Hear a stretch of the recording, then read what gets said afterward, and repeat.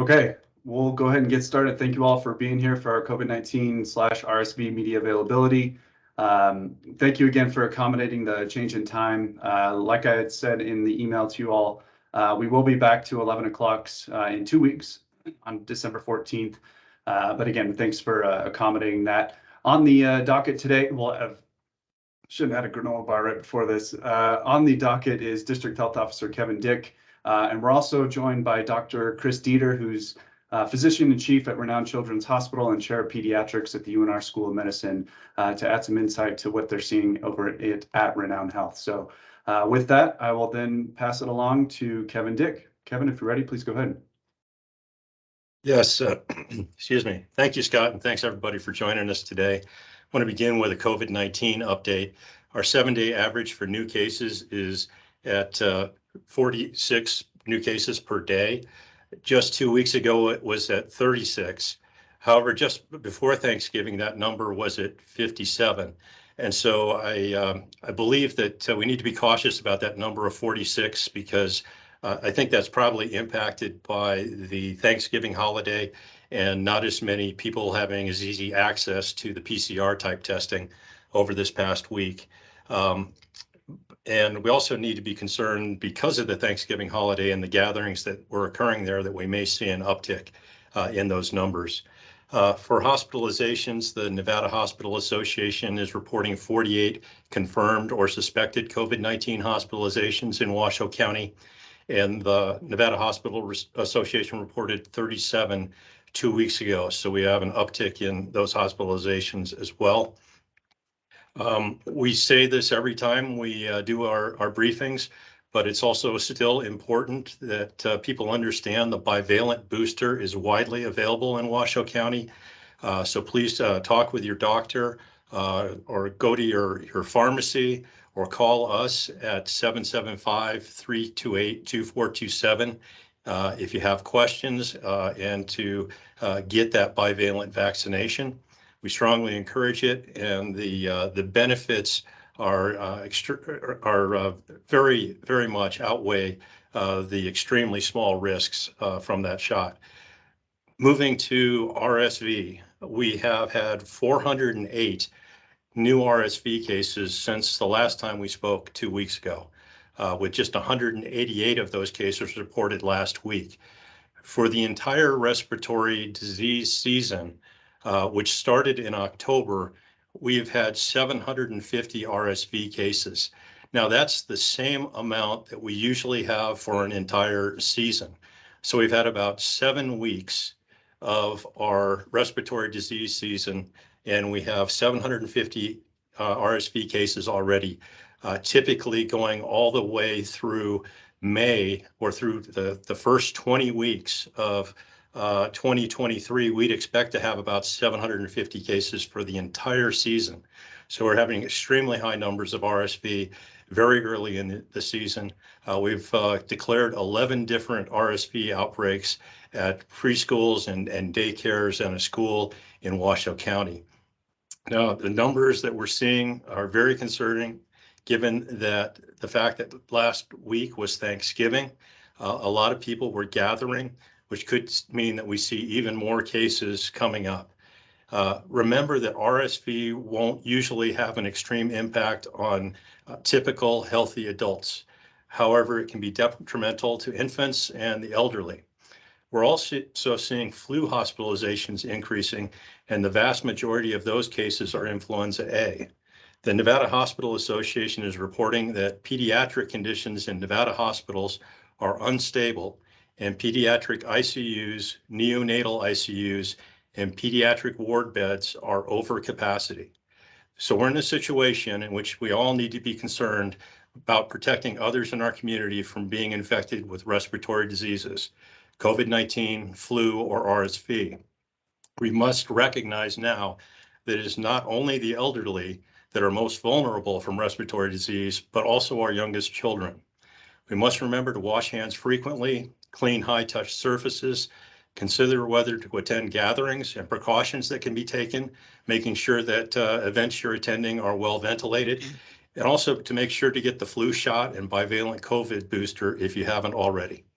So with that, I'd like to pass it now to Dr. Dieter from Renown Health for more on RSV, and thank you for being with us, Dr. Dieter. Hello, thank you for the invitation. So I was just going to start with what a typical RSV case looks like. By training, I'm a pediatric ICU doctor. RSV is a very typical respiratory virus that we see during the wintertime that typically fills our ICUs and pediatric floors in the seasons, usually November through February. February actually tends to be our peak month, and then slowing down in March. With the pandemic, everything changed. We weren't all exposed to the RSV virus and immunity shifted. There are lots of reasons, lots of factors going into why we're seeing such a surge come across our country right now and why it's now on the West Coast. A typical RSV infection is an upper respiratory infection causing congestion, cough, some body aches, and often fever. It's usually very much in the upper part of the airways, so causing plugging of the nose with mucus, some cough, some pharyngitis, some laryngitis. It doesn't typically progress down into the lungs unless you are a more high-risk person. Our high-risk populations are our infants and our elderly. So those are the two populations that are really at risk for progressive disease and deterioration with RSV. In a young baby, when babies are first born, they typically do not breathe out of their mouth very well. They're obligate nose breathers. The air goes in and out of their mouth, in and out of their nose, and that allows them to have their mouth full with a bottle or a breast as they feed. They can continue to breathe through their nose. As they grow over the first few months of life, they slowly gain that capacity to breathe out of their mouth.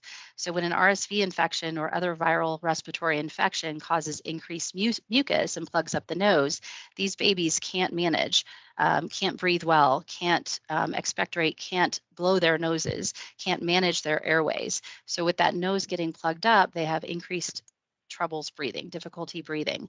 What you'll notice first is that the babies aren't feeding well, can't take the bottle, can't take the breast.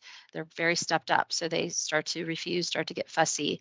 They can become dehydrated pretty quickly. The cough is more forceful in older infants and in adults, but a small baby might not have the ability to cough very forcefully and even clear their airway with that cough. I always say cough is a good thing. You're clearing your airway. But for a 2-month-old or 1-month-old baby, that's very difficult to actually mount that forceful cough to clear the airway. So a lot of times our babies actually stop breathing. They develop little spells of what we call apnea, where they have breath holding spells where they can't get the air in and they're tired and their body's hurt. They're not feeling good. They're not eating. They're not drinking, they're not taking their formula or breast milk, and they actually begin to have pauses in their breathing. So the typical appearance of a baby who's really deteriorating and needs to get to care as soon as possible is a baby who is either breathing very fast, trying to get the air in, a baby who is unable to drink, baby who is having decreased wet diapers, starting to be dehydrated, or a baby that's actually developing these little spells of breath holding spells they'll look like, or brief pauses in their breathing. Those are babies that we're very, very concerned about. The best thing to do is to clear out their noses. So even for a mild infection, and most babies will just have a mild infection, the best treatment is suctioning of the upper airways, suctioning of the nose, just with a basic suction bulb that you get when you go home when your baby is born. There are other devices available over the counter at your local drugstore. Saline drops or normal saline drops are the best ways to clear out the airways and clear out the nose. If your baby, though, is not breathing well, is breathing very quickly, or is having pauses in breathing, you need to seek care right away. Most of these babies with kind of low-grade fevers, and they can last 3 days, even 4 days of fever. Babies with fever who are still eating and drinking okay and not stopping their breathing can be seen in a pediatrician's office and can be seen in an urgent care. There you can receive more training on how to keep the nose suctioned out, and they can be evaluated to make sure that nothing else is going on or nothing more serious is going on. However, the babies that are truly beginning to have trouble breathing and not taking a bottle or breast or not having wet diapers probably need to be seen more emergently in an emergency department. Always best to start with that phone call to the pediatrician who can help guide you to whether the pediatrician's office, the urgent care, or the ED is the best place to go. But we definitely, for any breath holding pauses, or dehydration, we need you to go to the emergency room as soon as possible. What we're seeing at Renown is an acute increase in the number of patients arriving in our emergency department. We are breaking records in our children's hospital for the number of babies that are arriving there. So this is why we really want to focus on having the more mild cases be treated and supported by our local pediatricians and our urgent cares, but we absolutely are available and can take care of our babies who are having more serious issues with RSV. One of those issues is when the oxygen levels actually start to go down. Babies don't always look blue when their oxygen levels are low. They can still look pink when their oxygen levels are in the 80s. So they need to be checked by the pediatrician, by urgent care, or even in our ED to make sure those oxygen levels are okay. If they do need oxygen, they need to be in our hospital. If we cannot clear the airway and they do need to be admitted for oxygen, then we have our availability on our pediatric floor and in our pediatric ICU if they need additional support. Currently, our ICU and our floor and our ER has been full every day, but we are managing. We're able to continue to support and treat patients, discharge patients, and make room for more patients to come in. But it has been a very steady flow that we have not seen before to this level over the last few seasons of RSV infection, and it's an earlier season that we've ever seen. So we're really working hard to take care of our community and make sure that we can take care of this capacity kind of early in the season. Just a reminder to everybody, again, as Kevin Dick said, to wash your hands, stay at home if you don't need to be out and around other people. Try to avoid crowds with your small babies, especially with little babies under a year of age. And then we are really asking everyone to consider getting a flu vaccine. Please get a flu vaccine and their COVID boosters, because having other viruses in addition to RSV virus in your homes and in your communities just increases your risk of more severe disease and will create more of an influx of patients into our already pretty stressed hospital systems. Happy to take any questions. All right. Thank you very much, Dr. Dieter, for that. We'll open it up for questions for Dr. Dieter. Also, Kevin Dick, District Health Officer, will be available, as well as Nancy Dow, our Division Director of Epidemiology and Public Health Preparedness. So, fire away.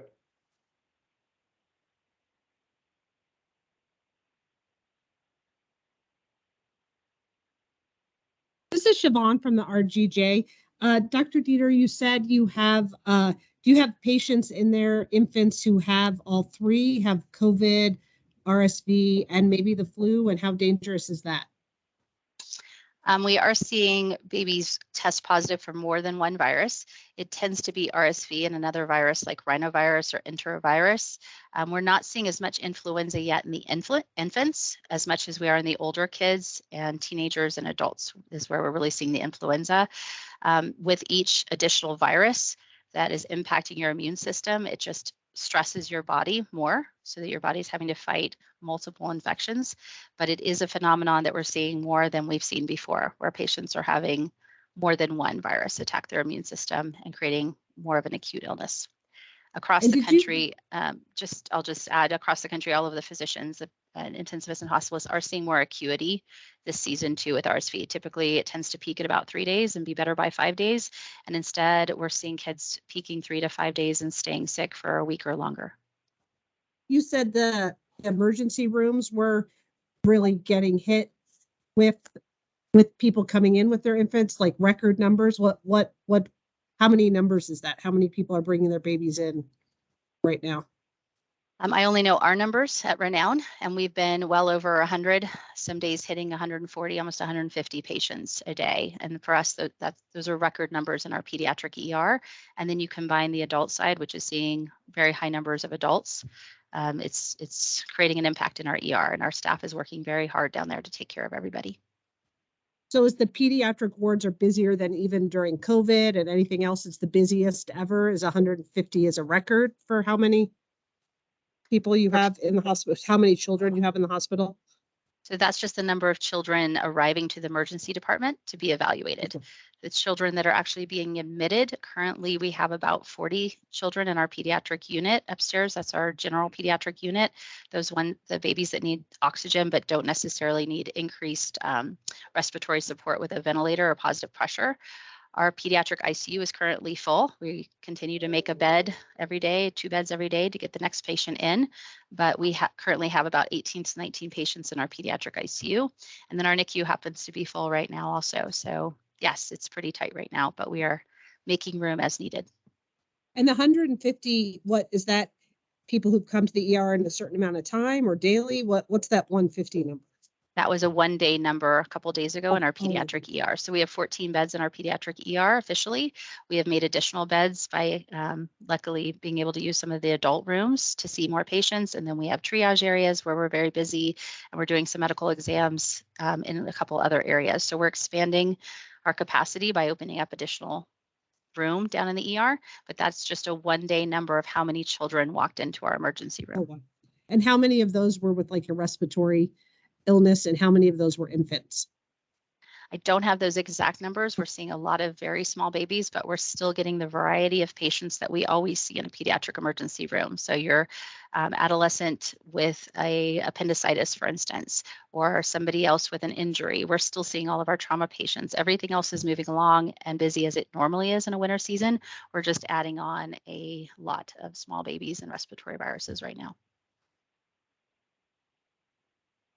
Alexandra, it looks like you have your hand up.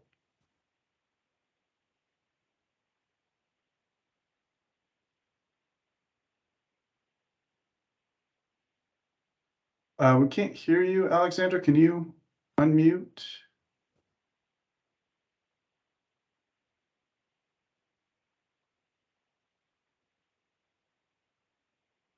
Still not hearing you. If you want to put your question in the chat or send me a message, I can relay that question. We do have one question from Carly in the chat. It says Clark County health officials said that the rise in RSV cases are among children 5 years old and younger, but those older than 5 have remained at relatively normal rates of RSV. Is that consistent with what Washoe County is seeing? Nancy or Kevin, you want to take that one? Nancy, do you have that one?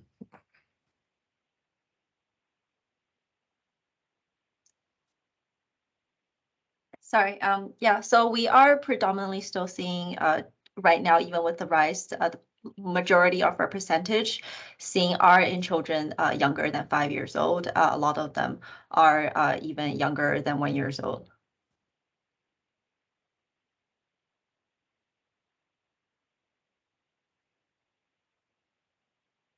Looks like we have Alexandra's question in the chat regarding hand, foot, and mouth disease. What can you say about it? What are the numbers? And how can we prevent children from getting it? So hand, foot, mouth disease is also spread by a very common virus, tends to go around in preschools and daycares. So we're going to see it more in our preschool population and our younger elementary students. It is very contagious. So in those environments with kids touching each other, playing, holding hands, they do tend to spread it fairly easily. It creates these very small little ulcers, kind of like little pustules on the back of the throat. You'll see little red spots that almost look like strep, but there's usually no pus. And then you see little red spots on the palms of your hand and the soles of your feet. And that's very typical for hand, foot, mouth disease. Tends to come along with some fever and fatigue and decreased oral intake also. So it's a virus. Your body does fight it off. You usually are well within a week, if not sooner, but it is highly contagious. So the best thing to do again is walking through with our children how to wash their hands, maintain a little space with their peers at school if at all possible, not touching, not sharing cups and all of that during this respiratory season. That's just another easy way to spread another virus. It's usually not a virus that we see hospitalized, but it's a very annoying outpatient virus for many families that then have to be home with their kids who have it. This question is for Kevin. Did you say at the beginning there were 11 outbreaks at schools and daycares? Did you say so 10 at daycares and then 1 at a school? Was that an elementary school? What I have is that there was 1 at a school, and I don't know if Dr. Dow can specify elementary school. I'd have to go looking for that. Siobhan. Hi, so we do have one that's in a school. I don't have the information right now of the specific classroom that's in, but of all the other outbreaks that we are seeing are with preschools or daycares. I can come back to you with a confirmation of the age group of the children in the school. And what constitutes an outbreak? Is that how many kids constitutes an outbreak?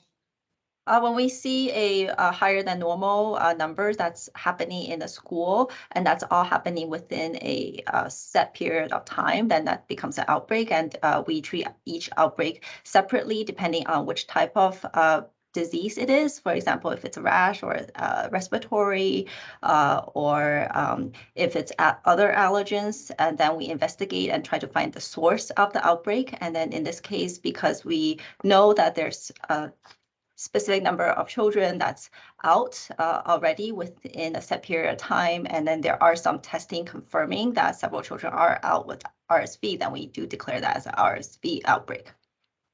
So would an outbreak be like 3 or more children, or it could be as few as 2 or more? It could, so normally it would be several children, so 3 or more would be constituting an outbreak here.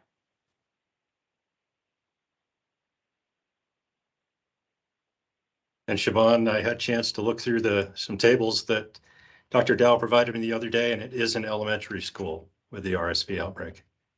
Great, thank you. And then are any precautions done? You just declare an outbreak, you don't shut down a school or anything, or a preschool for RSV? No, we do not shut down the school.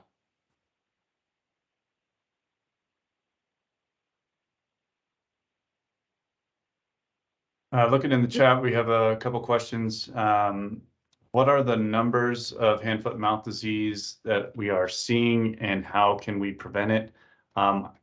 Alexandra, I can work and see if we can get some numbers for you, unless Dr. Dieter has any. But in terms of prevention, Dr. Dieter, do you want to take that one? Sure. Hand, foot, mouth is caused by a Coxsackie virus. I don't even know that it's reportable. I don't know if Dr. Dow has a lot of numbers on Coxsackie, as it doesn't, again, usually cause hospitalization.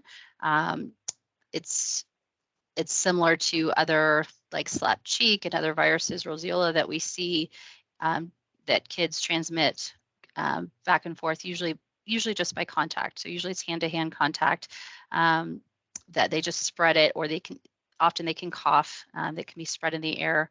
That's how you start out with it in the back of your throat. But the biggest prevention, again, is keeping some distance. Again, the masks always help for all of our viruses, and then washing your hands and just being very careful. But I don't know that we track the numbers on those. I would have to defer to Dr. Dow.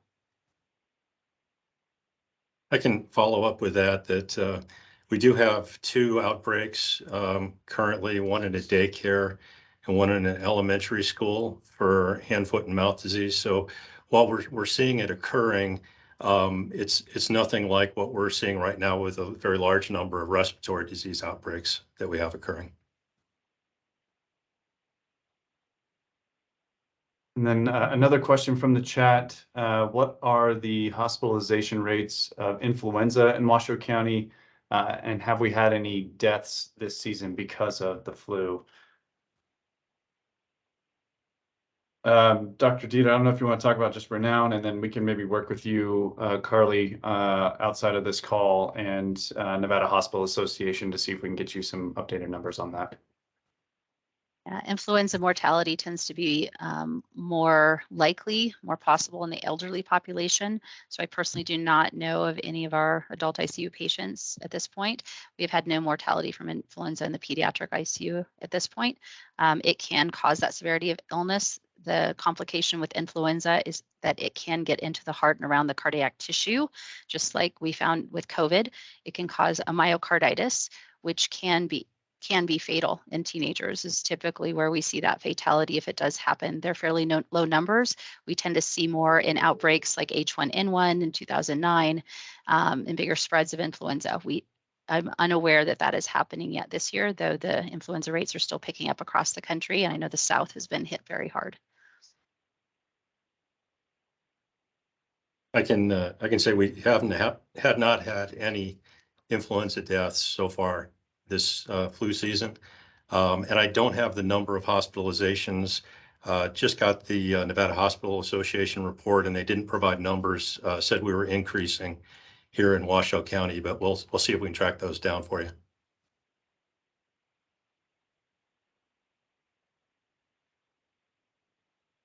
Dr. Dieter, how sick are some of the youngest patients you have? Are they in the ICU for a long time? Is it kind of touch and go? Do they have to, can they stay in the area? Do any have to be transferred out of the area because they're so ill? Hi, Siobhan. We have been able to take care of everyone here in our ICU. We have that capability. We are seeing more acuity in the RSV, so they are sicker than they have been. We have a respiratory support system called high flow nasal cannula, which allows us to, it looks like a nasal cannula, but it's a little bit bigger. It gives bigger volumes of oxygen through a nasal cannula, and it's humidified, so it's more comfortable. And we have more and more babies requiring that support. With that support over the years, we have gotten away from having to intubate babies, so put them actually on a ventilator. Over the years, more and more of those babies have been supported with that high flow nasal cannula. I will say this year across the country, we are having more and more intubated babies placed on ventilators for RSV. We have had a handful in our ICU this year. They are a bit sicker. So instead of, again, having a 2-day or 3-day stay in our ICU, we have babies that are with us for over a week. And again, as those babies accumulate, more children come in, that's what kind of holds up our beds and fills our beds in the ICU. At one point last week, of our 15 rooms in the actual pediatric ICU area, 11 of those children had RSV. So that's much more acute than we usually see. We've been able to manage all of them. We have had really good outcomes, the kids coming off of oxygen and being able to go home, but it's still pretty scary for a family and for the team when a child is that sick with a real common virus and they're in our ICU. That answer your question? Yeah. Do you know about how many are incubated right now in the ICU, babies? Right now, I believe we have 2 that are on the ventilator. We've only had 1 transfer out in the last couple of months, and it was a baby with RSV, but that baby also had underlying other issues, and so had to go for those reasons for a specific specialist. But again, we're able to manage 99% here. So RSV is so dangerous that it could kill a baby if, like, they're not treated quickly, or if there's, you know, like you said, they don't turn blue, so it would be hard to kind of tell just looking at a baby if they're having problems breathing. Yes, there is mortality every year across the country, and I don't have the exact number off the top of my head. Across the world, 100,000 babies die every year from RSV. In the United States, that number's under 1,000. But it is a risk. It's a pretty uncommon thing to happen because it is a virus, and we can provide supportive care to get them through it. So that's usually not the issue. Where we see mortality in RSV is when babies aren't brought in for care in time, and they actually pass away at home. Usually at night. That's the hardest thing that we see that our paramedics are having to respond to. Have we had any of those cases so far of babies dying in Washoe County? I have to defer to Kevin Dick on that one. I don't know those numbers. Yeah, I'll ask for Nancy to chime in, but I'm not aware of any deaths that we've had from RSV in Washoe County this year. Yeah, Kevin's correct. We haven't had any from RSV this year so far.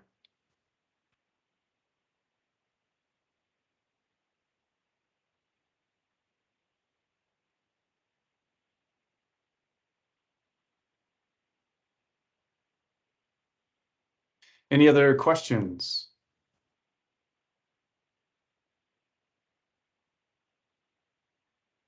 Okay.